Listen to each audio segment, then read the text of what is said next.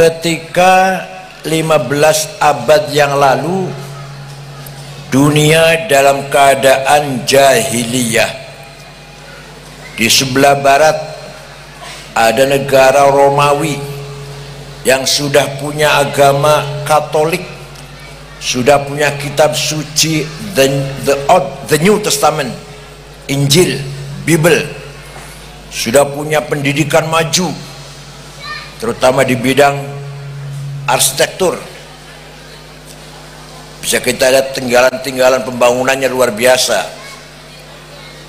Tapi ada sisi jahiliyah, yaitu penindasan terhadap budak-budak.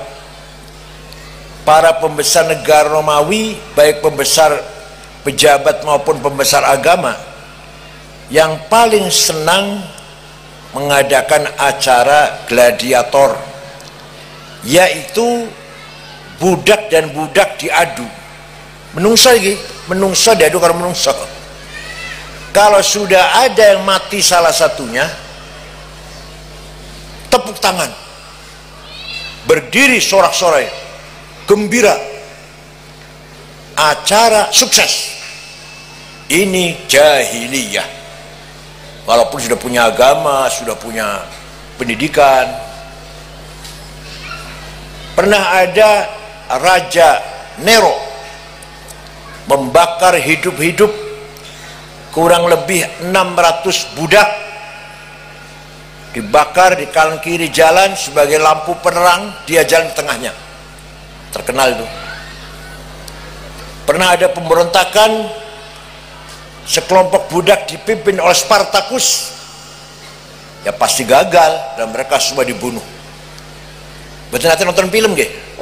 Ini filmnya wonten nih, film sejarah, bukan film apa-apa. Betul apa saya.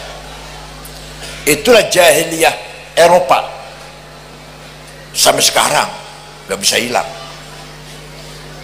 Senang kalau bunuhin orang.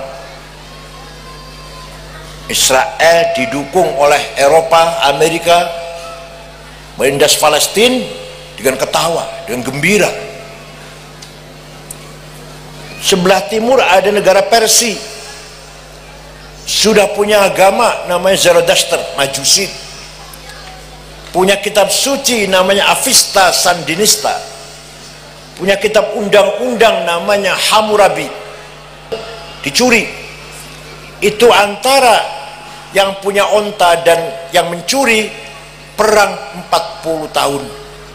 Rasulullah umur 14 tahun membantu membawakan anak panah pamannya Abu Talib. Abu Talib ikut perang, anak panah dibawakan oleh Rasulullah umur 14 tahun. Perang Fijar namanya. Kalau punya anak perempuan takut menjadi beban, tidak bisa mengangkat nama baik keluarga, lebih baik dikubur hidup-hidup. Sayyidina Umar pernah membunuh anak perempuannya sebelum Islam. Kalau bapaknya mati, ibunya masih agak beres, diambil oleh anaknya sendiri. Eman-eman kalau diambil orang lain. Itulah jahiliyah Arab. Huwallazi ba'atsa fil ummiyina rasulan minhum yatlu alaihim ayatih wa yuzakkihim wa yu'allimuhumul kitaba wal hikmah wa in kanu min qablu lafi dhalalin mubin. Maaf ada yang kelewat, sahabat saya Dr. Arifin,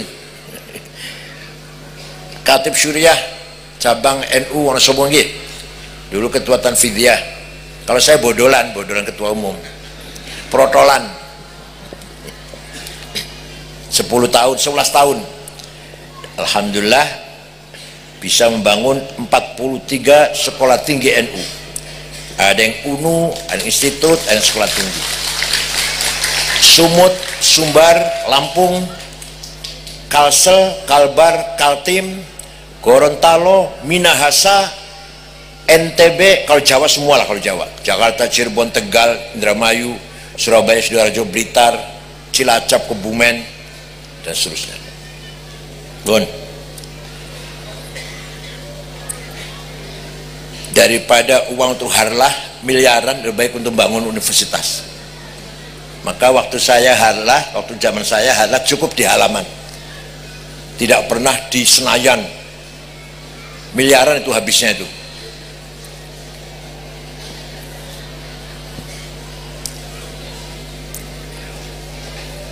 Allah ngutus Nabi Muhammad SAW agar membangun masyarakat Arab. Walladzi ba'atsa fil ummiyin, buta huruf masyarakatnya, nggak ada sekolah, nggak ada madrasah, nggak ada majelis taklim, nggak ada pendidikan, dan dhalalim mubin, sangat sesat, nyembah batu tanpa ada dasar teologi. Orang Hindu, orang Buddha nyembah batu, tapi ada dasar kitab sucinya. Soal jangan setuju Taurat, masalah lain. Tapi bagi mereka ada kitab sucinya, Rigveda, Mahafad Gita, Upanishad, itu kitab sucinya orang Hindu Buddha. Artinya apa? Walaupun nyembah batu, ada basic filosofinya, teologinya.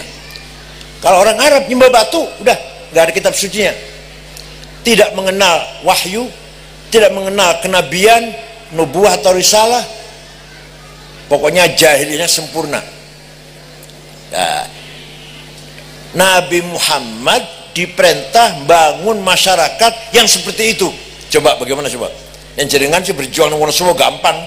Orangnya udah soleh-soleh, pinter-pinter, tinggal didorong mawon, ditambahi jujur-jujur, amanah-amanah. Nggih mboten? Nggih mboten? Nah, pertama kali Rasulullah membangun masyarakat Arab yang seperti itu adalah yatlu alaihim ayat, menyampaikan tilawatil Quran. Maka pesantren modern kaya opo harus ada ngaji Quran face to face, wajahan li wajhin. Nggak bisa kalau hanya guru baca terus ayo nirukan, nggak bisa. Satu-satu.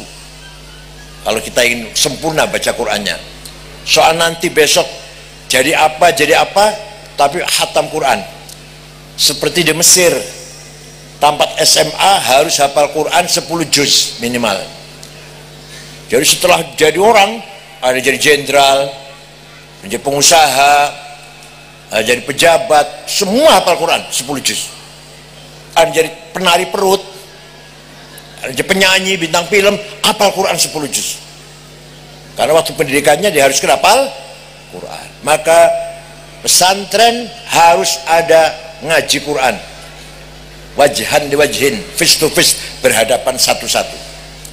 Nah, ketika Rasulullah menyampaikan Quran, semua orang Arab heran.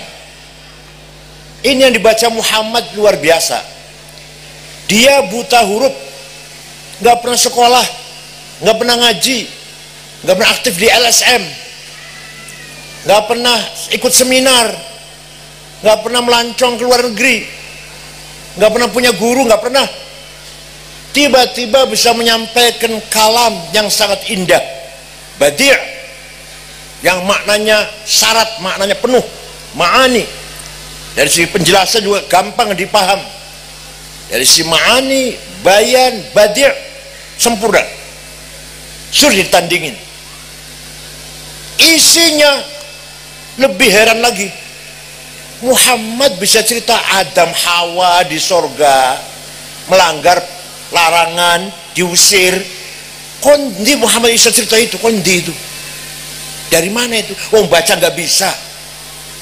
Cerita itu ada di Taurat, ada di kitab Taurat, ada cerita Nabi Adam di sorga itu. Tapi Muhammad nggak pernah baca Taurat. Cerita Nabi Nuh, banjir bandang, semuanya tenggelam kecuali 80 orang yang naik perahu bersama beliau. Cerita Ibrahim dibakar oleh Namrud, Nabukadnasar, gak mempan. Cerita cerita Nabi Musa yang sakti, tongkatnya bisa mukul Laut Merah jadi jalan tol. Cerita Nabi Isa bisa menyembuhkan orang buta, orang lumpuh, orang mati bisa hidup lagi. Dia pun dilahirkan tanpa ayah. Iku kondi Muhammad cerita itu. Nah ini Makanya hikmahnya Nabi Muhammad buta huruf itu hikmahnya. Kalau dia bisa baca bisa tulis, wah itu dari baca itu. Semua orang tahu Nabi Muhammad yatim piatu, angon wedus, gak pernah belajar, tiba-tiba bisa menyampaikan kalam yang luar biasa, isinya semua terheran-heran. Hanya saja orang Arab menyikapi Al-Quran, ada yang mendapatkan hidayatul Quran, ada yang tidak. Yang tidak, yang dibaca Muhammad itu syair, itu puisi, itu Quran jawab, wa ma 'allamnahus syair wa ma yambagilah. Muhammad bukan ahli syair dan tidak layak kalau Muhammad jadi penyair. Ada lagi, wah Muhammad itu dukun, yang dibaca mantra-mantra perdukunan. Quran jawab, wala bikahin, bukan dukun, wala biqauli kahin. Ada lagi Muhammad itu sahir, yang dibaca itu bacaan-bacaan untuk nyantet orang. Quran jawab, fayaquluna in hadza illa sihrun mubin. Salah. Yang benar adalah wa ma yantiqu 'anil hawa in huwa illa wahyu yuha. Bukan sihir, bukan santet, wahyu dari Allah. Jadi kalau jenengan seumpama jenengan sangat ngefan penyanyi, berarti masih jahiliyah. Boleh senang penyanyi tapi ojo kenemenan nonton dangdut sampai ninggal sholat isya, sholat subuh, itu jahiliyah itu. Ya sekali-kali nggak apa-apa. Kalau jenengan masih rajin datang ke dukun menjadi DPR, berarti jahiliyah. Kalau jenengan sekali saja datang ke tukang santet agar membunuh tetangga teman, jahiliyah. Sekali saja, nggak usah 2 kali. Paham betul? Tanda-tanda orang jahiliyah itu suka nyanyian, seneng perdukunan, dan seneng ilmu sihir. Dan jenengan wonten yang gitu cepet buang. Nggih, yang saya nih mboten nuduh mboten. Kalau di antara kita ada yang punya ilmu santet, buang sekarang. Termasuk ilmu madmum, ilmu yang dicela oleh Allah. Memang ada ilmu itu, tapi dicela oleh Allah. Bon. Tapi yang dapat hidayah Quran banyak juga. Antara lain Umar bin Khattab, setengah bulan meninggalkan kota Mekah, masuk kota Mekah mendengar adiknya Fatimah dan suaminya Sa'id bin Amr bin Nufail masuk Islam. Marah dia, apa-apa adik saya ini, tempelengin, tak tabokin. Datang ke rumahnya, sampai di pintu adiknya Fatimah sedang baca Quran. Bismillahirrahmanirrahim. Taha ma anzalna 'alaikal qur'ana litashqa illa tadhkiratan liman yakhsha tanzilan mimman khalaqal arda was samawati al-'ula ar-rahmanu 'alal 'arsy istawa. Itu Sayyidina Umar mendengar itu ngelumpruk, apa bahasanya? Terduduk lemes. Jangan akan nempeleng, lempuruk. Ketok pintu dibuka, dia ambil kertas yang dibaca oleh adiknya, ikut baca, Umar ikut baca. Selesai baca, aina Muhammad al-an, di mana Muhammad sekarang? Di sana di jihad, di rumahnya Arqam bin Abil Arqam. Umar lari menjumpai Nabi Muhammad, ketok pintu. Semua sahabat di dalam rumah itu ketakutan karena terkenal Umar itu preman. Nabi dengan tenang buka pintu, Umar masuk menyatakan iqrar bisyahadatain, masuk kata Rasulullah, ini doa saya, Allahumma qawwil Islam bi ahadi Umarain. Ya Allah, kuatkan agama Islam dengan salah satu Umar bin Khattab atau Amr bin Hisham. Siapa itu? Salah bin Hisham siapa? Abu Jahal. 2 orang ini orang kuat ini, salah satu saja masuk Islam, kuat Islam. Betul.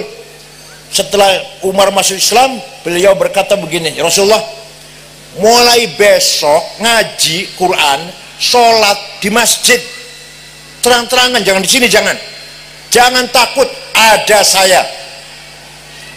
Dia ngomong sama orang Mekah, wahai ahli Mekah, barang siapa yang ingin istrinya jadi janda dan ingin anak jadi yatim, lawan saya. Itu harus ada yang kayak gitu. Ada nggak di sini? Ada nggak? Jangan khawatir, NU di Wonosobo, jangan takut, ada saya. Ada nggak gitu? Ada nggak? Jangan khawatir, Kiai Abdullah Al-Munir teruskan, ada saya. Siapa yang akan mengganggu, ada saya. Itu loh. Negara pun begitu, ada TNI. Siapa mengganggu negara Indonesia, TNI akan maju. Pasang dada, pasang badan. Harus ada begitu, NU juga harus punya kayak gitu. Nah, sekarang NU punya Banser. Banser kadang berani mati, gak berani lapar. Waktu Gus Dur jadi presiden, digoyang-goyang, demo ke Jakarta, demo kehujanan di Bundaran HI, lari semua masuk kantor PBNU, kerokan semua. Katanya berani mati, memang iya berani mati, tapi nggak berani masuk angin. Ya sekarang pula. Ada lagi contoh orang masuk Islam karena mendengar bacaan Al-Quran. Prabu Siliwangi, pamanah rasa, raja Pajajaran, mendengar ada agama baru Islam yang dibawa oleh Syekh Hasanuddin, orang Cina, di Kerawang, Rengas Dengklok, terkenal dengan Syekh Kuro, Qori Kuro, baca Quran. Saya bunuh dia. Berangkatlah dari Kawali Ciamis itu, pusat kerajaan Pajajaran di situ. Sampai di sana ada santrinya Syekh Kuro sedang baca Quran, perempuan santrinya, namanya Subang Larang. Dilihat suaranya enak, lagunya merdu, bocah kutilang, kuning tinggi langsing. Udah Wonosobo carinya sulit tuh. Kalau kebalikannya banyak, gembrot gemuk bunder banyak itu sih. Kutilang, langsung Prabu Siliwangi klepek-klepek. Jangankan mau bunuh Syekh Kuro, langsung, Syekh, untuk saya saja Pak Haji. Ya silahkan, asal kamu masuk Islam. Masuk Islam, oke, baca syahadat. Ada mas kawinnya, apa? Tasbih. Saya cari di pasar beberapa kontainer, nggak ada di sini, ada di Mekah sana. Udah gampang, dia mau terbang, baca Hong, biasanya terbang, biasanya Hong, macet. Sekali lagi Hong, gak terbang, Hong, gagal. Kata Syekh Kuro, kamu sudah masuk Islam, kalau mau terbang Bismillahirrahmanirrahim, Hong, Hongnya dibaca. Ini Islam Nusantara namanya, Islam Nusantara ini. Bismillah diwoco, Hongnya diwoco. Betul, bisa terbang, tidak lama datang bawa tasbih. Itu barangkali dongeng lah, tapi yang jelas fakta sejarah, terjadi pernikahan Raja Siliwangi Prabu Pamanah Rasa dengan Subang Larang. Konon katanya raja ini Islamnya nggak tenanan, Islamnya buatan sungguh-sungguh, tapi nanti punya anak luar biasa pejuang Islam. Satu Syekh Rahmatullah yang mengislamkan Parahyangan Sunda, namanya Rahmatullah alias Prabu Kian Santang, kuburannya di Garut, Gunung Godeng, kalau menjarah di kompon. Nomor 2 Syekh Somadullah, Bupati Cirebon atau Ki Kuwu Cirebon, sakti, bisa ngilang, bisa dibesar, bisa ngerti bahasa binatang. Hati-hati dari orang Cirebon. Yang ketiga perempuan, namanya Rara Santang atau Syarifah Mudain, dinikah oleh Habib dari India, punya putra Sunan Gunung Jati Syekh Syarif Hidayatullah. Ya, Sunan Gunung Jati itu kalau dari ibunya cucu Prabu Siliwangi. 3 orang inilah yang akan menyebarkan Islam di seluruh Jawa bagian barat, bukan Jawa Barat, Jawa bagian barat. Nanti punya anak lagi Maulana Hasanuddin Banten, punya anak Syekh Yusuf, punya anak Abdul Mafakhir, punya anak Syekh Nasruddin, punya anak Syekh Muhammad, punya anak Ibrahim, punya anak Ali, Maulana Ali, dan seterusnya sampai ke kiai-kiai Cirebon semuanya. Paham betul? Jadi syaratnya kutilang, syaratnya bisa menarik orang. Yang mau cokuran uangnya betul kutilang, betul tertarik, betul menarik. Bisa Prabu Siliwangi masuk Islam karena semua cokuran cantik. Coba kalau nggak cantik nggak masuk Islam tuh, nggak masuk. Si dom bunuh Syekh Kuro itu. Oh, jadi perlu cantik tuh, perlu cantik tuh.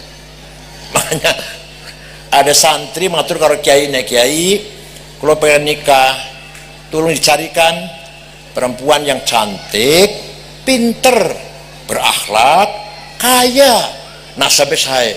Wah, ini ono tak PDW. Kata kiainya, ini orang tak PDW, orang gue kowe orang.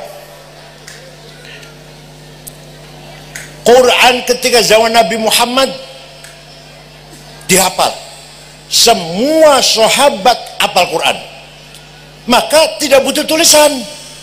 Kayak kulo apal kulhu, apal falak, apal anas, fatihah, apal kulo, betul-betul tulisan gimana? Maka Quran zaman Nabi tidak ditulis. Kalau toh ada yang nulis tidak sempurna. Ada sahabat punya tulisan surat Baqarah, ada sahabat punya tulisan surat Kahfi, ada sahabat punya tulisan surat Yasin. Tidak ada satu sahabat pun yang punya tulisan Quran 30 juz, nggak ada. Karena hafal, nggak perlu tulisan. Lama-lama setelah agama Islam tersebar, maka Sayyidina Abu Bakar punya ide, Khalifah Abu Bakar, Quran harus ditulis.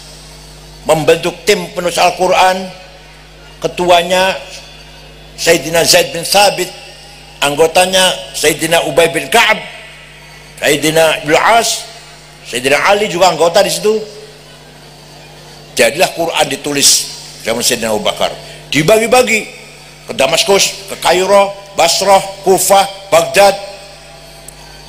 Lama-lama diperkuat oleh Sayyidina Umar tulisan itu, disimpan aslinya oleh Siti Hafsah binti Umar, istri Rasulullah, janda Rasulullah. Ketika zaman Khalifah Utsman, ternyata banyak perbedaan satu kota dengan lain. Bukan hanya beda baca, ada yang Falak dan Nas satu surat, bukan dua surat. Ada Wadduha dan Al-Nasrah satu surat. Ada ayat yang sudah dimansuh, masih ada. Nemen beda nemen, bukan hanya sekedar beda baca. Maka Sayyidina Utsman memutuskan semua Quran yang dari kota-kota itu tarik ke Madinah, tulis ulang, ditulis ulang, jadi yang lain bakar. Ini harus dibagi-bagi nih. Maka sejak itu sampai sekarang namanya Mushaf Utsmani. Mushaf emang Utsman, udah ngebaso itu. Bukan, Mushaf Sayyidina Utsman. Dikira Utsman tukang baso apa? Mulai itu, karena Sayyidina Utsman lah yang bertindak menyatukan tulisan Quran dan yang lain bakar. Ini sampai sekarang itu yang masih asli, Mushaf Utsmani, dijaga oleh para hafadzul Quran. Yang jaga orisinalitas Quran adalah para penghafal Quran yang jaga, Insya Allah. Waktu tulisan Sayyidina Utsman, saya punya fotokopinya. Kalau gak ada fotokopinya di rumah, titik mohon betul wonten, ba ta ta nun ya sama. Bisa macora men, bisa macora. Sahabat bisa baca, hafal. Tapi setelah agama Islam tersebar luas, butuh titik, butuh disempurnakan tulisan Quran. Maka ada seorang ulama namanya Abul Aswad Ad-Du'ali. Siapa? Tahun 59 Hijriah, wad'un nuqat ala huruf, bikin titik, bangi sor siji, ta dua di atas, ta tiga di atas, jim ning tengah siji, hak non titik, kho satu di atas. Beliau wafat tahun 62 Hijriah. Siapa yang bikin namanya? Siapa yang bikin namanya? Abul Aswad Ad-Du'ali. Yang cerdas, yang cerdas. Sarapan itu susu, madu, jahe merah, telur, cerdas. Oh, sarapannya ampas kelapa, ya Masya Allah. Dedel otaknya. Sudah ada titik, Masih banyak orang gak bisa baca Quran. Maka ada seorang ulama namanya Imam Khalil bin Ahmad Al-Farahidi dari kota Farhad, Afghanistan kalau sekarang, menggagas harokat fathah, dhammah, kasroh, fathaten, dhammaten, kasroten, tasdid, sukun. Baru ada tahun 170-an. Imam Khalil bin Ahmad Al-Farahidi. Dah gampang baca Quran, titik ada, harokat ada. Tapi orang mana? Wonosobo masih banyak salah. Alhamdulillah ngalamin. Kalau panggil saya Kiai Sangit ngakil, insyaallah. Al-Sinawat Jamangah. Kalau orang Aceh nggak bisa tak lamun, nggak bisa tak lamun. Kalau orang Sunda nggak bisa fa orang Sunda. Maka dibikinlah ilmu tajwid tilawatil Quran, ilmu memperbaiki baca Quran. Siapa yang bikin namanya? Imam Abu Ubaid Qasim bin Salam. Tahun berapa? Tahun 224 Hijriah. Ayo apal orang? Singgawe titik sopo? Jawab. Singgawe titik sopo? Sarapan ampas kelapa. Nasi goreng, nasinya sudah basi 2 hari sudah. Kalau seneng nasi goreng, kalau seneng, tapi nasinya yang masih baru, bukan 2 hari itu, bukan. Kalau nasi udah basi di dahar kali putun jaringan, dedel otaknya bakalnya. Kelapa udah peres, ampas apa? Sarinya udah diambil, ampasnya dimasak kayak whey mecin, dedel otaknya kemarin. Bon. Ayatu haqqin minar rahmani muhdatsatun qadimatun sifatul mausufi bil qidami damat ladaina fafaqat kulla mu'jizatin minan nabiyyina id ja'at walam tadumi. Quran itu aneh. Kalau dari sisi mushaf Quran, dari sisi mushafnya ini, hadis baru dicetak di Madinah, dicetak di Jakarta, dicetak di Surabaya, baru. Yang nyetak manusia, kertasnya baru, tintanya baru betul. Hadis muhdatsah. Tapi Quran sebagai sifatullah al-qadim, qadim. Jadi Quran itu ya hadis, ya qadim. Gimana? Ya hadis, ya qadim. Ayatu haqqin minar rahmani muhdatsatun qadimatun sifatul mausufi bil qidami. Mukjizat Nabi Musa tadi sudah saya singgung, hebat. Tongkatnya sakti. Nabi Ibrahim dibakar nggak mempan. Nabi Yunus ditelan ikan bisa keluar lagi. Hebat kan? Hebat kan? Tapi hilang sudah. Tidak bisa disaksikan. Quran mukjizat Rasulullah SAW ila hadzal yaum wa ila yaumil qiyamah masih ada. Damat ladaina fafaqat kullu mukjizati min nabiyina idz ja'at wa lam tadum. Qarrat biha ainu qariha faqultu lahu laqad dhafirta bihablillahi fa'tasimi. Siapa yang baca Quran atine tenang, atine tenang, senajan duwe utang, senajan duwe anak janda nggak laku-laku, tenang insyaallah. Qarrat biha ainu qariha faqultu lahu intatluha khifatan min harri nari ladha atfatana roladha min wardiha syabimi. Kalau ente, kalau panjenengan takut neraka baca Quran, itu artinya anda atau kan panjenengan lagi memadamkan api neraka. Intatluha khifatan min harri nari ladha atfatana roladha min wardiha syabimi. Paham boten? Kita tinggal rajin baca Quran. Wis ono titik, wis ono harokat, wis ono ilmu tajwid. Bangun tidur pagi, sebelum lisan ini untuk ngomong karo wong, ayo kita baca Quran dulu. Jadi yang paling bagus ya naik kulol jam 3 lah, jam 3, kadang setengah 4 kadang. Sholat, terus baca Alif Lam Mim Sajdah, Yasin, Waqiah ping 3, Tabarok sepisan, sholat ping 1000, istighfar ping 100 pun.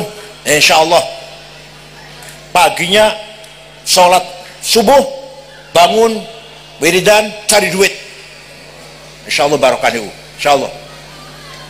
Sing istiqomah, tapi istiqomah. Jam 3:30, 4 tahajud, surat Alif Lam Sajdah sekali, kulo, jadi kan monggo kalau nambahin monggo nih saya ini Alif Lam Sajdah sekali, Yasin sekali, Waqiah 3 kali, Tabarok sekali, pun dikumpulkan kulo salawat ping 1000 sallallahu alaihi Muhammad, istighfar ping 100, monggo dilakoni. Tapi kalau kayak udah lebih dari itu. Sesudah baca Quran, Rasulullah langkah kedua, wa yuzakihim, Rasul membangun orang Arab yang jahiliyah, yang nggak ngerti apa-apa, menjadi orang yang punya kepribadian, punya cita-cita, ngerti tentang nilai-nilai luhur. Ya Allah, baru masuk Islam langsung menjadi santrinya Rasulullah, kepribadian yang besar, tekad yang tinggi, cita hasrat yang tinggi. Manusia ini, kita ini semua punya hawa nafsu. Apa namanya? Kiai-kiai nyun sewu, kalau ngaji jangan menjelas-jelas hawa nafsu, jangan. Hawa nafsu fadlu min Allah, pemberi Allah nafsu itu. Kalau nggak ada nafsu, nggak punya anak. Bisa punya anak karena duit, hawa nafsu, maksud dia elek. Hawa nafsu itu baik asal diarahkan. Nafsu ada dua, nafsu ghadabiyah dan nafsu syahwatiyah.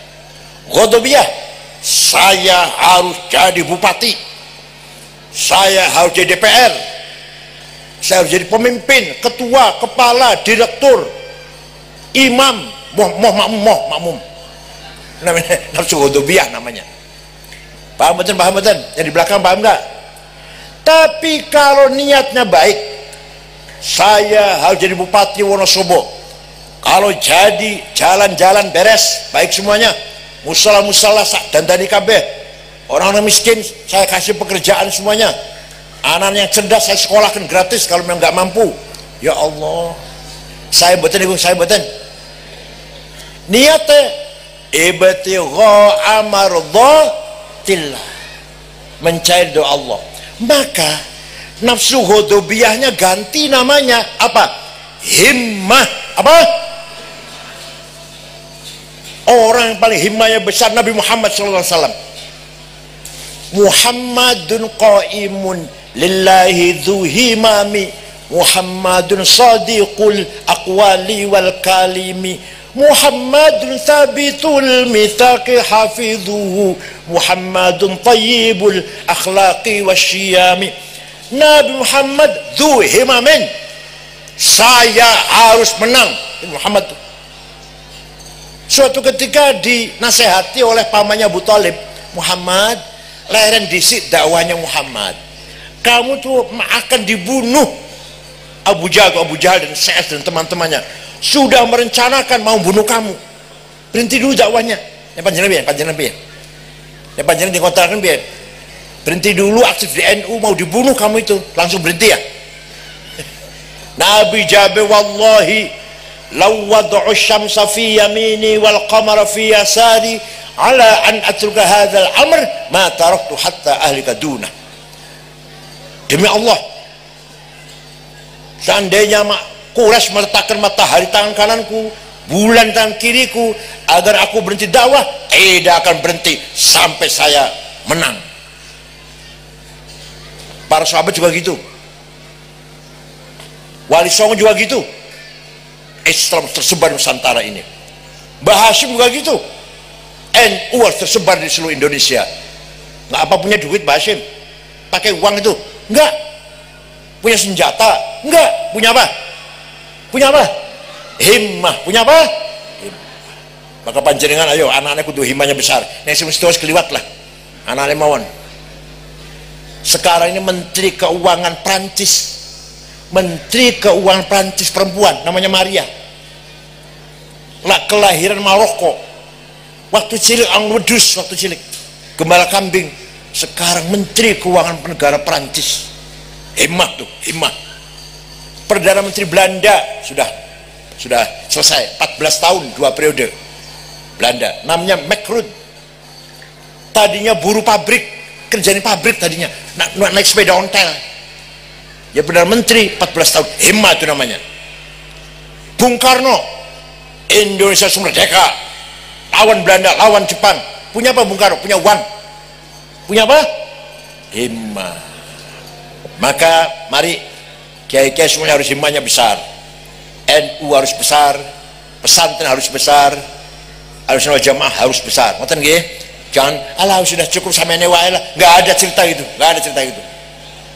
Nabi Muhammad tidak pernah mengatakan wis cukup sama ini wae lah. Enggak. Sampai besar Islam itu, kata Nabi Rasulullah SAW. Muhammadun sadiqul aqwali wal kalimi. Nabi Muhammad itu punya sifat sidik, jujur, boten tahu bohong selawase urip. Maka sifat sidik wajib bagi Nabi Muhammad. Ada yang ngomong yang wajib sidik, jujur, Nabi Muhammad, Nabi. Nek awake dhewe dudu nabi. Jadi sifat sidik hilang, minyak goreng hilang. Sifat sidik hilang, Setia Novanto korupsi 2,5 triliun, di penjara sudah 18 tahun. Sifat sidik hilang, Kominfo si bikin tower itu korupsi 8 triliun. Triliun loh. Bukan miliar. Sifat sidik hilang, Indosuria 72 triliun korupsinya. Sifat sidik hilang, nih lagi diproses tambang timah selama 10 tahun.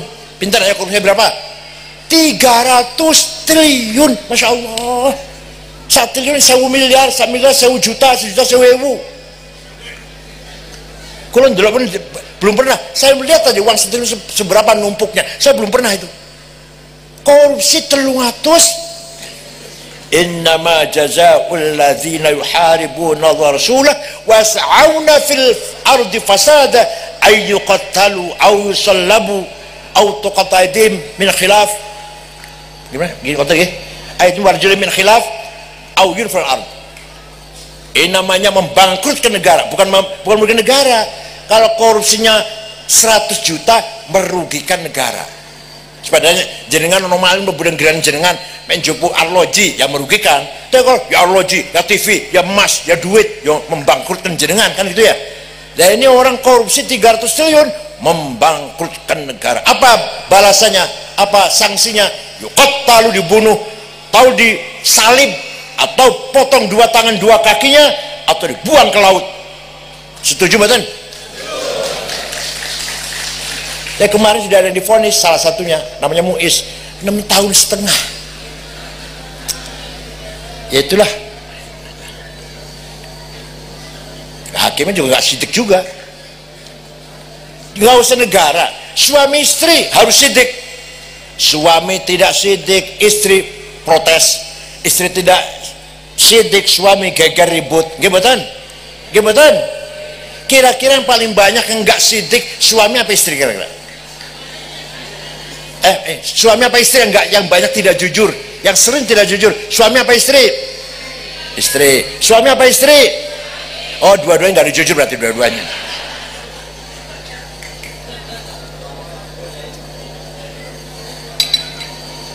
Muhammadun thabitul mithaqi hafidhuhu, Muhammadun tayyibul akhlaqi wasyiyami. Nabi Muhammad kalau janji tepat. Di Cirebon, tonggo kulo, banyak orang yang janji utang duit 2 minggu, 2 tahun durung bayar. Wong sapa wonten? Muhammadun thayyibul akhlaqi wasyiyami. Nabi Muhammad akhlaknya mulia. Ya Allah, sekarang yang niru akhlak Nabi Muhammad orang Jepang, tertib, bersih, betul wonten puntung rokok di jalan. Ibu kota Tokyo semono ribute rame, betul wonten polisi jaga lalu lintas, supir tertib dewe-dewe. Melanggar tuh malu. Polisi, hakim, jaksa, pejabat tidak ada korupsi. Bukan takut neraka, nggak ngerti neraka orang Jepang, malu dengan dirinya sendiri. Terus sudah tertanam betul kejujuran. Waktu kesebelasan sepak bola Jepang main di Doha Qatar, negara Qatar, ratusan anak Jepang nonton, ribuan, bubar selesai, bekas nontonnya anak Jepang bersih, gak ada sampah satu lembar pun. Itu orang Jepang tuh, janji tepat, tertib. Saya pernah pergi ke negara Mali, Afrika Barat, dengan 6 ormas, Muhammadiyah, Al-Irsyad, Persis, Nahdlatul Wathon, 5 hari di sana, di kota Tembakto, hampir 20 jam, Jakarta, Dubai, Aljazair, Tembakto. Di kota Tembakto, ibu kota negara Mali, tidak ada rumah dikunci pintunya, tidak ada rumah ditutup jendelanya, sepeda motor tinggal di halaman, kuncinya masih gantung. Kira-kira kalau di Wonosobo piye? Dicoba ya besok ya. Besok dicoba nggih, mangke dalu nggih. Jangan sepeda motornya nggak usah masuk ke rumah, di halaman wae. Letakkan di halaman, kunci nggak usah disabut, kuncinya kira-kira gimana kira-kira? Bara edu kabeh hal sunnah padahal, Masya Allah. Saya pernah ke Australia tahun 2012 dengan istri saya, ya hampir setengah bulan, muter-muter 6 kota ceramah. Terakhir di kota Sydney, ibu kota. Zuhur ceramah, masjid besar, tadinya gereja diberi jadi masjid, diberi orang Islam. Sampai asar, barasar, belanja, besok mau pulang. Anduk, kaos, dapat 1 kardus besar, udah bawa ke hotel, beresin. Lupa HP di mana ya? HP ku betul wonten. Golek ini kamar pojok-pojok betul wonten. Ya udah, hilang ya wis lah. Saya sup mulit tuku mana Jakarta. Jam setengah 10 ada orang ngetok pintu. Saya buka, pegawai hotel dengan ada 1 anak laki-laki bawa HP saya. Ini HP-nya bapak ketinggalan di toko saya. Kira-kira kalau HP ketinggalan warung Wonosobo piye? Itu akhlaknya Rasulullah tuh padahal. Paham betul? Fabima rahmatin minallahi lintalahum walau kunta faddan ghalidhal qalbi lan faddu min hawlik fa'fu anhum wastaghfir lahum washawirhum fil amr fa idza azamta fatawakkal 'ala Allah innallaha yuhibbul mutawakkilin. Kanjeng Nabi tahun 8 Hijriah waktu hijrah ke Madinah sembunyi-sembunyi ketakutan, dengan rasa takut sembunyi-sembunyi di Gua Tur dengan Sayyidina Abu Bakar malam-malam. Sekarang setelah 8 tahun Nabi Muhammad masuk ke Mekah, diikuti kurang lebih 12.000 sahabat. Orang Mekah ketakutan, Muhammad pasti balas dendam, besok Mekah berdarah-darah, besok Mekah banjir lautan darah. Besoknya Nabi Muhammad masuk ke Mekah mengatakan al-yaum yaumul marhamah, hari ini hari kasih sayang, silaturahim, nyambung seduluran, karena seluruh kota Mekah karo Kanjeng Nabi ya sedulur kabeh, Quraisy, satu suku Quraisy. Tidak ada balas dendam. Yang dulu membunuh Sayyidina Yasir saya maafkan, membunuh Sayyidah Sumayyah saya maafkan, yang menyiksa Ammar bin Yasir saya maafkan, yang menyiksa Bilal dijemur di padang pasir ditindih batu besar saya maafkan, yang merantai sahabat Suhaib Ar-Rumi saya maafkan. Tidak balas dendam. Orang Mekah yang tadinya ketakutan sembunyi di rumah, keluar semua nyalami Nabi Muhammad, bi abi wa ummi antal karim ibnil karim ibnil karim, demi ayahku demi ibuku sungguh engkau orang mulia, putra dari seorang ayah yang mulia, cucu dari seorang kakek yang mulia. Mulia apanya? Akhlaknya. Jadi Gusti Allah ngalem dengan Kanjeng Nabi, Masya Allah. Saya terus terang saja waktu jadi ketua PBNU, sing ngalem ya kata pinter, cerdas, katanya itu katanya. Boten megar. Kenapa? Karena sing ngalem kulo podo karo kulo. Itu tadi, doeni wakasin sambal terasi nek wis warung mlayu nang WC. Nggak usah seneng di alam karo podo-podo awe dewe. Nek rada beda boleh bangga. Sing ngalem misalkan Mbah Yai sing ahli tirakat, kali puasa rada seneng di alam nang kiai ngoten. Ya sing ngalem podo-podo, alah doene makasin sambel terasi, nek suwareg mlayu nang podo karo awake dhewe. Kenapa bangga? Begitu pula diancam, saya pernah diancam waktu 212. Diancam, caci maki, dikafir-kafirkan, nggak takut. Kenapa? Pak Tito kirim polisi 4 orang jaga rumah saya 1 bulan waktu 212, waktu Rizik berulah tuh loh. Nggak takut. Kenapa? Karena yang ngancam saya sama dengan saya. Paham boten? Di panjenengan diancam atau di alam karo podo wong podo manusia, ora usah takut, ora usah sombong. Likaila ta'saw ala ma fatakum wala tafrahu bima atakum. Gagal banyak caci maki, gak usah minder. Sukses jangan sombong. Ya Allah. Bon. Akhirnya orang Mekah seluruhnya masuk Islam. Jumlahnya orang Islam menjadi 100.000 kurang lebih setelah Mekah masuk Islam. Allah ngalem dengan Kanjeng Nabi. Fa'fu anhum, maafkan mereka Muhammad. Kanjeng Nabi maafkan orang Mekah. Wastaghfir lahum, doakan istighfar untuk mereka Muhammad. Allahumma fir ahla Mekah. Ya Allah, ampuni dosa-dosanya penduduk kota Mekah. Saged mboten panjenengan niru? Saged mboten? Jawab, saged mboten? Wong sing nipu 5 juta saya maafkan, bisa? Sing ngomlayu sepeda motor saya maafkan, saged? Mari kita doakan mudah-mudahan bocah iku dampur dosane, saged? Jawab, saged? Walau kunta faddan ghalidhal qalbi lam faddu min haulik. Kamu santun, kamu ramah, kamu pemaaf, maka mereka simpati pada kamu Muhammad. Seandainya kamu sombong, congkak, sweeping, bawa pentung, takbir, lan faddu min haulik, niscaya orang Mekah lari meninggalkan kamu Muhammad.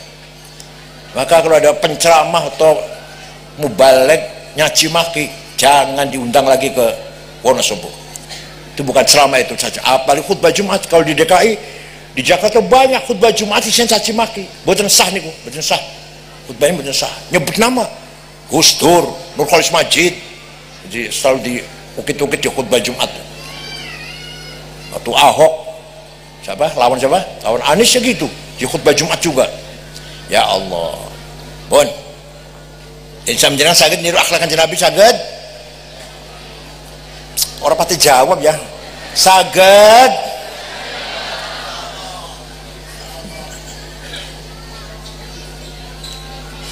Jadi himmah itu wajib. Hawa nafsu ghadabiyah menjadi himmah. Menang itu wajib. Wala tahinu wala tahzanu wa antumul a'launa in kuntum mu'minin. Kamu jangan kalah, kamu jangan rendah di bawah, kamu harus antumul a'laun, kamu harus menang di atas. Ini perintah Quran, ini perintah Quran. Jangan kalah, jangan di bawah, kamu harus di atas. Jadi pemimpin. Itu loh. Berarti menang itu wajib, kalah itu dosa. Ayo, menang itu kalah. Sama dosa ya, kalah. Dosa ya. Menang wajib, kalah dosa. Ayo kita bareng-bareng ngomong, saya harus menang. Ayo, saya tidak mau kalah. Nomor 2, nafsu syahwatiyah. Bukan hanya syahwat libido, bukan. Saya ingin kaya. Masa yang kaya Prayogo Pangestu? Nomor 1 Prayogo Pangestu. Orang Indonesia paling kaya Prayogo Pangestu. Duitnya 1.150 triliun. Nomor 2 Budi Hartono yang punya Rokok Jarum, punya BCA 150 triliun. Nomor 3 Eka Cipta Sinarmas 750 triliun. Nomor 4 Antoni Salim anak Ilim Swilyong. Nomor 6 orang Islam Khairul Tanjung. Nomor 39 orang Islam Haji Rashid. Nomor 40 orang Islam Muhammad Bayu namanya. Tak goleki untuk orang 50, daftar orang kaya 50. Tak goleki wong ngono sombong mboten wonten. Alah. Saya cari kalau ada nama Jumadi Solikin Madrais mboten wonten. Kita harus kaya sebenarnya. wal yakhshal ladzina law taraku min khalfihim dzurriyyatan dhi'afan khafu 'alaihim falyattaqullaha wal yaqulu qawlan sadida. Aja sampai panjenengan wafat meninggalkan anak cucu yang melarat, orang iso mangan, orang duwe omah, melarat anak sampean, karena sampean orang ninggali warisan. Ayo usahakan panjenengan wafat meninggalkan warisan, anak kita jadi sejahtera. Ngoten nggih, perintah Quran niki. Jadi kaya itu wajib melarat? Jawab, kaya itu wajib melarat? Dosa. Sayyidina Utsman pernah sedekah gandum pirang karung, ayo boten dihitungi karungnya, yang jelas diangkut dengan 700 onta. Sayyidina Utsman tuh yang pernah sedekah pirang ratus, karena kaya, karena sugih. Sayyid Muhammad bin Ali al-Maliki al-Hasani, waktu saya di sana, pun wafat tahun 2006. Waktu saya di sana santri 700 putra-putra Mbah Mun mondok ribu sedoyo. Santri 700 ditanggung makan minum kebutuhan, kitab, sakit diobatin, pulang kasih tiket karena kiainya kaya. Ada sini kiai kayak gitu, ada kiai harus kaya.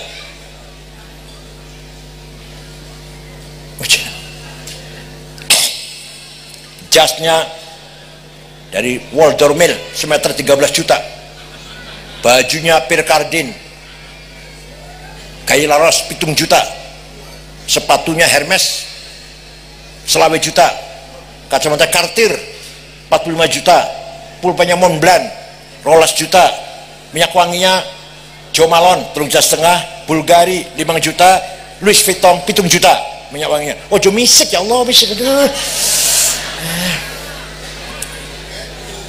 Tuh kiai harus begitu, kiai itu. Coba lihat kiai-kiai di Iran, di Tunis, di Maroko. Kiai-kiai itu mobilnya Cadillac, Caprice, Plymouth. Di sini nggak ada itu, mobil itu nggak ada itu. Cadillac, Caprice, Plymouth, ya Mercy lah, BMW.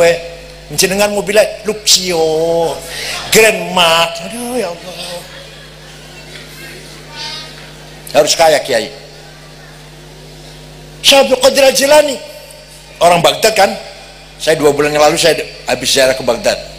Ziarah Syekh Abdul Qadir Al-Jilani, Abu Hanifah, Imam Hambali, Sayyidina Musa Al-Kadzim, Sayyidina Ali, Sayyidina Husain di Karbala, Ali di Najaf, Syekh Abdul Qasim Al-Junaidi, Syekh Sifti, Ma'ruf Al-Karhi.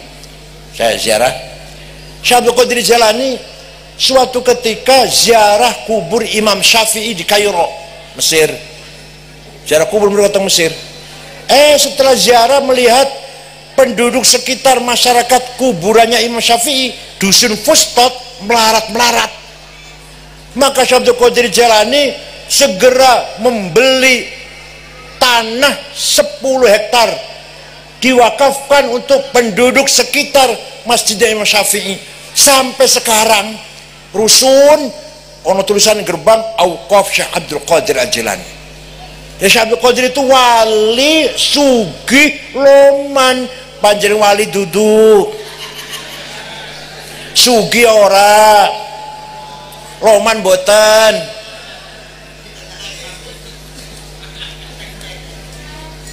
Kiai Wahab menyebarkan mensosialisasi NU tahun 30-an, 30 sampai 35 sampai 40 lah. Sampai ke Palembang, ketemu dengan Kiai Kamil Soleh yang dulu aslinya Semarang, berdiri NU di Palembang.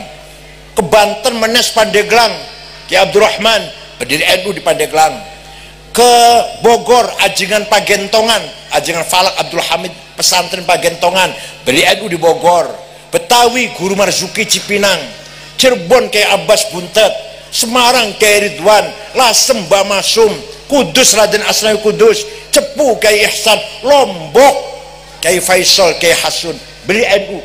Itu kayak muter-muter niku tanpa proposal. Paham boten? Karena kaya ki waktu kaya dan loman, boten bakhil. Kanjeng Nabi waktu Mi'raj niki ada di kitab Mi'raj. Waktu Kanjeng Mi'raj melihat ada orang bangun dari kuburan tinggi besar, gagah tinggi besar. Bosnya dilihat mukanya kropos, gak ada dagingnya mukanya itu loh. Kanjeng kaget takon karo malaikat Jibril, man huwa ya Jibril, iku sapa wong gede dhuwur gagah mukanya bolong ora ana dagingnya. Oh niku umat panjenengan yang rajin bikin proposal.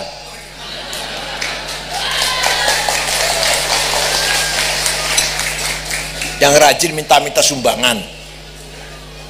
Paham betul? Syekh Abdul Hasan Asyadzili Tarqat Syadziliyah yang ada Hizb Nasr, Hizb Bahr, Hizb Latif.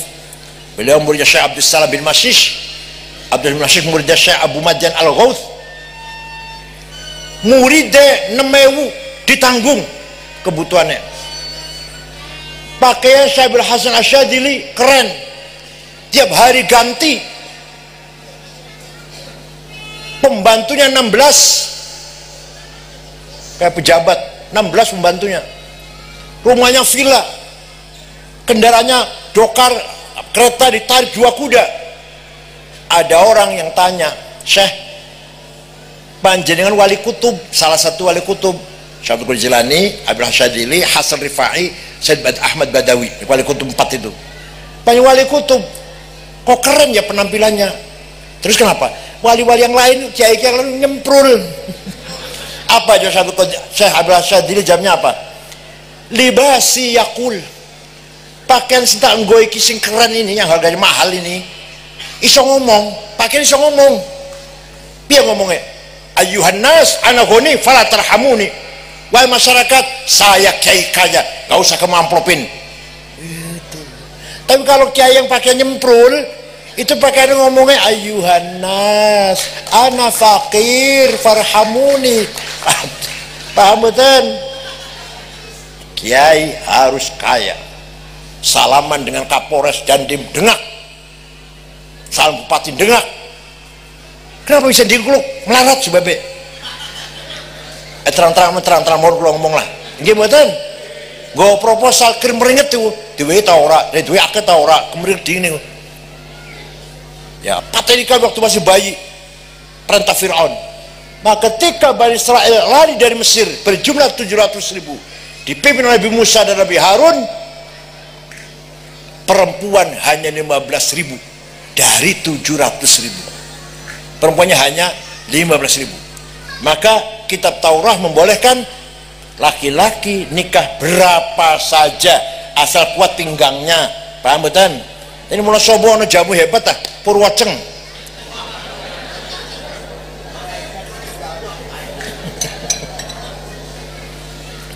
Azimah ala qadri ahli al-azmi ta'til azaimu wa ta'ti ala qadri al-kiramil makarimu fatakburu fi aini as-saghiri sigharuha wa tasgharu fi aini al-azimil azaimu. Azaim, makarim, kemuliaan harus capai dengan azimah. Paham betul? Terakhir, belum terakhir, belum. Wa yu'allimuhumul kitab, ilmu pengetahuan. Quran wa ilmu pengetahuan. Lahir ulama-ulama, masya Allah, yang tadi jahiliyah buta huruf, setelah turun Quran masuk Islam, lahir ulama. Syihabuddin Ar-Rama Hurmuzi, pencetus mustalah hadis. Imam Syafi'i, Abu Abdullah Muhammad bin Idris bin Uthman bin Abbas bin Syafi' bin Ubaid bin Musayyab bin Abdul Yazid bin Abdul Muttalib. Imam Syafi'i nama lengkapnya. Imam Syafi'i luar biasa, jenius, gagas ilmu usul fikih. Imam Sibaweh gagas ilmu nahwu. Siapa lagi? Imam Tobari menulis tafsir 10 jilid. Coba turunan orang Arab jahiliyah, setelah ada Islam pinter-pinter. Ibnu Sina dokter, filosof. Al-Farabi filosof, pemikir. Abu Zansori dokter yang menemukan penyakit cacar dan cara mengobatinya. Ahmad bin Majid penemu kompas, alat navigasi yang menunjukkan arah mana barat, mana timur, mana utara, mana selatan. Pertama kali menemukan alat navigasi Ahmad bin Majid namanya. Yang pertama kali mencetus matematik aljabar Jabir bin Hayyan al-Azdi, wafat tahun 161. Dia bikin ilmu teori matematik. Setelah jadi dia bingung, kita waino jeneng apa ilmuku ini? Kata temannya, jenengmu aja, jenengmu namanya Jabir, ada namanya ilmu aljabar. Memang aljabar kuno sudah gak dipakai sekarang, tapi adanya mesin, adanya komputer berangkat dari ilmu aljabar tadinya. Apalagi yang menggagas alat musik organ, dikira orang barat apa? Barat masih bodoh waktu itu. Alat musik organ yang pertama kali bikin Abu Nasr Al-Farabi, kitabnya namanya Al-Qanun Al-Musiqal Kubra, The Book of Music. Saya punya kitabnya, tapi nggak bisa baca, isinya balok-balok musik dulu. Ya Allah. Yang menyelidiki bintang-bintang ruang angkasa Abdurrahman bin Hawqal. Yang menyelidiki peredaran darah pada tubuh manusia Abdurrahman bin Nafis. Tuh ulama-ulama dulu tuh, berkat adanya Quran dengan dorongan ayat waliya'lamal ladzina utul ilma annahul haqqu mir rabbik. Kalau ingin benar harus dengan ilmu. Sekarang ngoten lah, gampangannya ngoten. Kamu ingin benar harus dengan ilmu. Pengen benar membangun, pengen benar bertani, pengen benar berternak, pengen benar berpolitik, pengen benar ngatur masyarakat, pengen benar jadi kiai harus dengan ilmu. Jangan sampai insinyur khutbah, jangan sampai dokter ikut bicara fatwa, sarjana hukum gak usah fatwa, salah kabeh gue bakal mau didabi bid'ah, jarak kubur sesat. Loh. Keluar nopo ya, pesan kilat 2 minggu, jenggotnya dawa, jidat hitam, celana cingkrang. Ayo, wala taqfu ma laisa laka bihi ilm. Kamu jangan masuk ke wilayah yang bukan bidangmu, yang kamu nggak tahu ilmunya, jangan masuk ke situ. Kalau kulo jenengan gak ada sepeda motor rusak digonang gon kulo, malah tambah rusak mangga. Saya buka nggak bisa masang malah. Begitu pula kedokteran, karena saya udah baca kitab kedokteran 3 jilid, pasang pelang. Dokter Said Akil menerima pasien jam 6 sampai jam 10, salah semua nanti.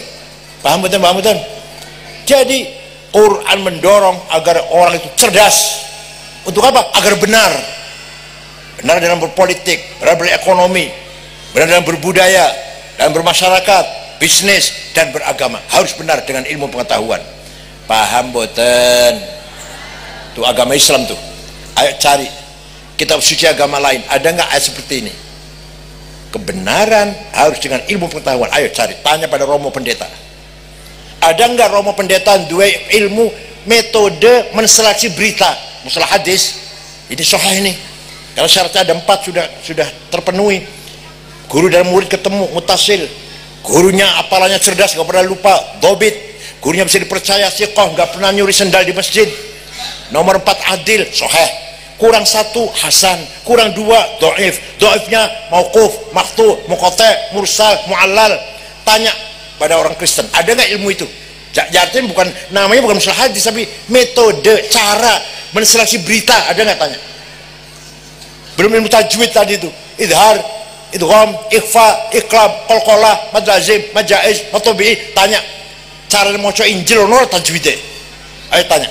Apalagi ilmu qiraat, apalagi nggak ada. Hanya di Islam yang ada ilmu itu. Kita sebenarnya harus, wong Islam harus pinter-pinter sebenarnya. Ya Allah, sebenarnya harus pinter-pinter.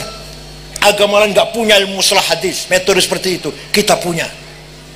Agama lain nggak punya cara baca kitab suci supaya benar. Kita punya ilmu tajwid, mereka nggak punya. Luar biasa, Quran mendorong kita agar pinter.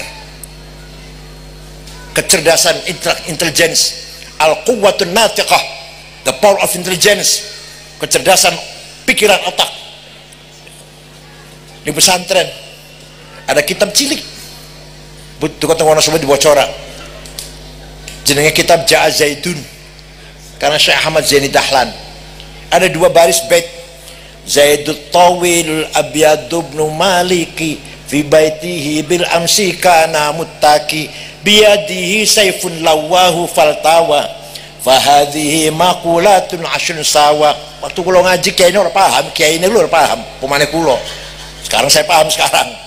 Zaidun utaiman Zaid iku Ibnu Malik anak iku at-tawil wong dhuwur, al-abyadu kulit putih, Ibnu Malik anak Man Malik fi baitin jero omae bil amsi wingi kana muttaqin tongkrong biadi saifun tangan kalau golok lawahu bengkokaken sapa Zaid ing golok faltawa muko dadi bengkok apa golok. Paham mboten maksudnya apa itu? Siapa dia? Zaid esensi, at-tawil wong dhuwur quantity, al-abyad putih quality, Ibnu Malik anak Man Malik relasi, hubungan orang lain. Hubungannya apa? Fi baiti place, di mana itu? Orang mana itu? Kapan itu? Bil amsi, Gus Dur jadi presiden di mana? Indonesia. Kapan? Tahun sekian. Yang kita umum PBNU kapan? Namanya waktu yang ditanyakan. Kemudian karena mutaki posisi Gus Dur jadi presiden kuat apa enggak? Biadi saifun to have. Gus Dur punya kekuatan apa? Punya banser, punya pasukan berani mati, punya Baganusa, punya warga NU kekuatannya. Lawahu kekuatan, dengan kekuatan itu Gus Dur berbuat apa? Aksi, namanya aksi. Faltawa reaksi. Jadi bet tadi isinya adalah esensi, quantity, quality, relasi, place, time, posisi, to have, aksi dan reaksi. Paham boten? Tuh ilmu pesantren tuh, tapi sayang kiai ora paham. Ada ilmu mantek kias, ya Allah. Kalau nggak ada kias, kita nggak bisa menghukumi narkoba. Quran boten wonten, hadis boten wonten, athar dawuh sahabat, dawuh ulama hukumnya narkoba ki boten wonten. Syafi'i ta Imam Hanafi ta Imam Malik boten wonten narkoba itu hukumnya piye. Harus pakai kias, hukumnya haram, dikiaskan kepada khomer. Cara kias piye? Hadza muskirun, ini barang memabukkan, namanya primus minor. Wa kullu muskin khamrun, setiap mabukkan masuk golongan khomer, namanya premis major. Wa kullu khamrin haram, khamr itu haram, namanya legal statement. Fahadha haram, maka ini barang haram, namanya positive conclusion. Ya, dikira santri bodoh apa? Jadi kita harus tahu premis minor, premis major, legal statement, dan konklusi yang positif. Itu ada di pesantren ilmu itu. Kiai ini kurang bisa nerangkan. Fasul fil hiwalati ligra. Oh ligra Allah. Transfer. Falfis salami inden apa? Tempo. Itu inden. Fasul fil musyarakah. Apa? Syarakah. Profit sharing. Murabah mak'ab profit. Fasul fil domani apa? Apa don apa tuh? Jangan maknanya boleh doman gimana namanya? Nanggungnya kolateral, doman kolateral baru nyambung dengan kebutuhan sekarang. Ngoten nggih, macane tetep sapinah fatul muin, sing moco nganggo sarung harus nganggo celana dalam, tapi mampu memahami, mengkontekstualitaskan dawuh-dawuh fatul muin dengan kebutuhan tantangan zaman sekarang. Siap mboten? Terakhir, Kanjeng Nabi lajeng menyebarkan wal hikmah wa yu'allimuhumul kitab wal, apa hikmah itu? Hikmah adalah nurun mubashir yaqdhifullahu ala qalbi man yasha, direct illumination, langsung dari Allah cahaya kepada hatinya siapa yang ia kehendaki. Contoh yang paling dekat, contoh yang dekat saja Gus Dur lah, yang saya tahu sendiri. Baru dioperasi di kamar rumah sakit, baru dioperasi syarafnya, kepalanya digarah gaji. Di situ ada 5 orang, saya, Pak Muhaimin, Pak Saiful Yusuf, Pak Cakrawardaya, Menteri Koperasi, Pak Harto, Haji Wisnu, Ketua Golkar Jawa Tengah. Kita pelan-pelan ngomong. Gus tiba-tiba ngendikan, aku mengko bakal jadi presiden. Kita orang 5 ini kaget, ini Gus udah konslet ini, udah nggak waras. Ayo siapa yang ngasih tahu? Nang Pak Luhut ngomong, Pak Luhut aku mau jadi, saya nanti akan jadi presiden. Ngomong Pak Luhut. Pak Luhut, iya Pak, supaya seneng aja, iya Pak, tapi nggak percaya.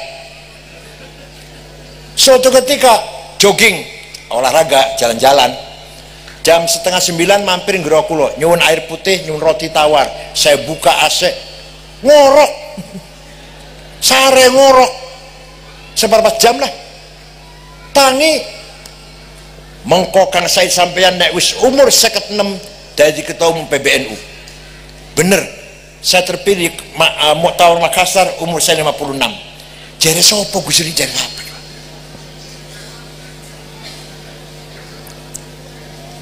Seminar di Gedung Pustaka Nasional, judulnya Mengenang Jenderal Simatupang. Simatupang sudah meninggal, dikenang apa jasanya. Narasumbernya 4 orang, 2 Katolik, 2 Islam. Yang Islam Gus Dur dan Pak Rudini, yang Katolik Romo Muji Sutrisno dan Yakub Utomo yang punya Kompas itu. Gus Dur nggak mau naik, dibawa dulu, tidur, kemeringet malah tidurin, aslinya kurang adem lah. Orang 3 bicara, udah selesai. Gus Dur persilahkan, nggak dengar ya, saya bangunkan, Gus panjenengan Gus, naik. Omongannya wong telu dikomentari kabeh. Tadi kata Pak Rudini dibahas kabeh, omongan Pak Rudini, omongan Budi Sutrisno, omongan Yakub Utomo. Siapa sing ngandani sapa iku? Wong tidur kok. Ternyata Gus Dur boten gada kartu bank, boten gada. Yang ngantongi duit tok, boten ngono kartu kredit boten gada sampai wafat. Lain jadi presiden duitnya 35 juta. Lain jadi presiden Bu Pak Jokowi piro duitnya itu?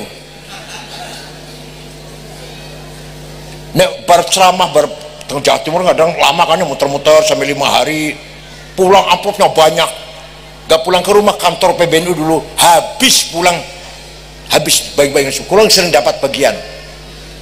Ya Allah, itu Gus Durnya gak ada rasa cinta dunia, gak ada.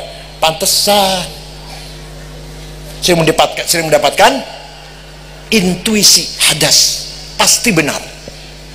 Jadi kekuatan rohani itu ya, pertama insting lemah, bedek insting, karena binatang gak punya insting. Harimau punya insting kalau ada orang, ular punya insting kalau ada manusia, dia punya rasa, punya kepekaan, namanya insting. Paling rendah nih Bu. Lebih tinggi namanya feeling saya begini akan terjadi begini, tapi masih lemah. Kenapa? Kecampuran kemauan dia sendiri. Nomor 3 firasat, rodo bener iki, rodo agak bener iki. Dari pengalaman, dari pergaulan, orang tua punya firasat nggak enak, dari pengalaman, dari pergaulan, bukan dari kitab, bukan firasat. Yang pasti benar namanya hadas, apa namanya, intuisi, kecerdasan, padangnya hati. Ya Gus Dur itu. Dengan apa tarekatnya, cara metodenya apa? Kasful hijab. Wah ini cerita ngene rong tahun betul selesai nih, jadi gampang apa? Apa itu insting, apa itu firasat, apa itu feeling, apa itu kasyaf. Rong tahun Pak, 4 semester. Gampang lain kali ya kalau seksi lagi ya. Ujung-ujungnya ma'rifat, usul ilallah. Dimulai dari taubat, wara', zuhud, namanya takhalli, proses cleaning.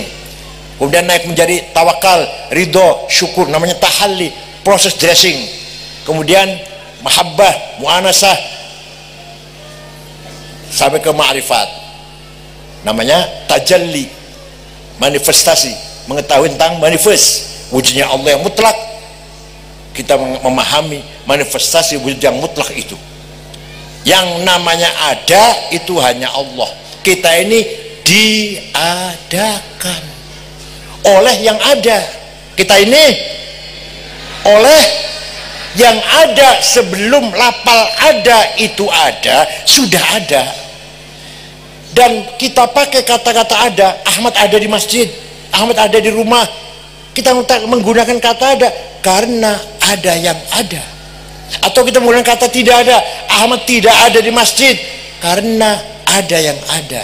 Maka yang ada hanyalah yang ada. Kita ini diadakan, manifestasi tajalliyat dari yang ada, yang mutlak, the absolute one existence, ad-dzatul mutlaqah al-mujarradah an syibul idhafat, hanya Allah.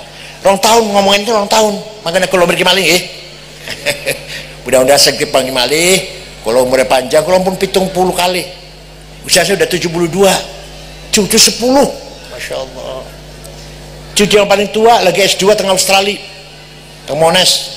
Kemarin ujian S1 nya nilainya 37,5, udah bagus itu. Makalahnya, papernya HD, HD, high distinction, paling bagus lah, high nomor 1. Itu S1 nya, ini lagi S2 setahun, waktu SMA nya 2 tahun cucu saya. Kalau anak yang lumayan, nomor 3, Dr. Rehab Said Akil, di Google ada, buka Google Rehab Said Akil, dia akan muncul. Banyak sekali tulisan-tulisannya. Dia jurusan psikologi Islam, alumni Universitas Internasional Malaysia, di Malaysia. Cekap semanten mawon, mungkin manfaatipun. Teruskan pesantren Al-Munir ala tatawur wa ala barakatillah. Dukung kita semuanya sebagai benteng Ahlussunnah wal Jamaah, benteng Al-Quran, Hisnul Quran. Insyaallah Al-Munir masa depan Kiai Munir bin Abdul Zaini. Nah, kata ayah saya, Kiai Abdul Zaini itu wafatnya lagi mulang, kata ayah saya. Dan beliau punya nazam awamil, kulo ngaji awamil. Jadi kulo muridnya Mbak Gus Abdul Muhammad Abdul ini, Syekh Abdul Zaini.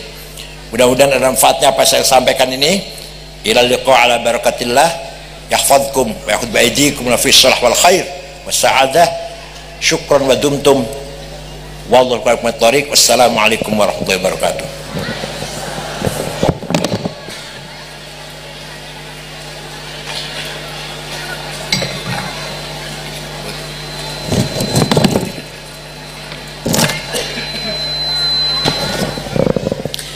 Yang doa jangan nganggo sarung, jangan kalau celana tuh.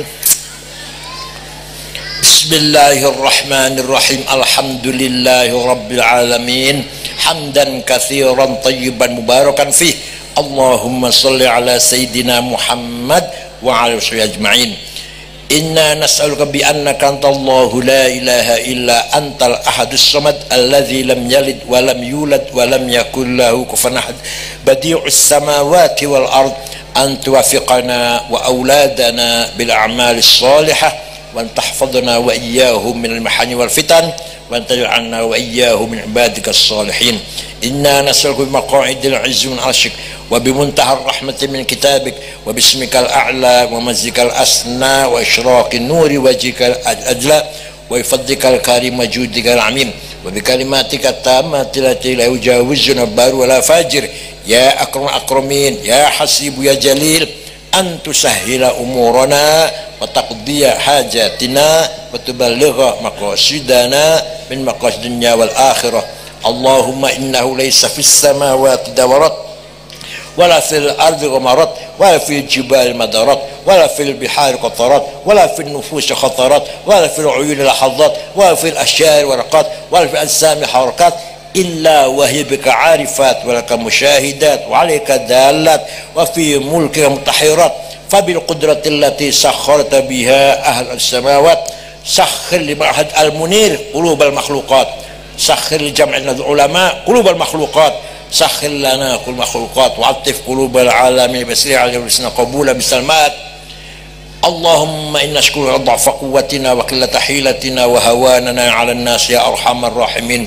Anta rabbuna wa rabbul mustad'afin ila man takiluna ila ba'adin tahajjamunana am ila martumurana illa yakul bi ghadabin 'alaina fala nubali ghayra an 'afatika hiya awsa'u lana na'udzu bi nuri wajhikal ladzi yash'u adh-dhulumat wa as'alu 'ala amri dunya wal akhirah min an yanzila bina ghadabuk aw yahilla 'alaina sakhatuk lakal 'udba hatta tardu wa la hawla wa la quwwata illa bik. Rabbana akhtim lana bil iman wal islam waj'al inda intihai ajal hadhihi dunya akhir kalamina kalimat la ilaha illallah.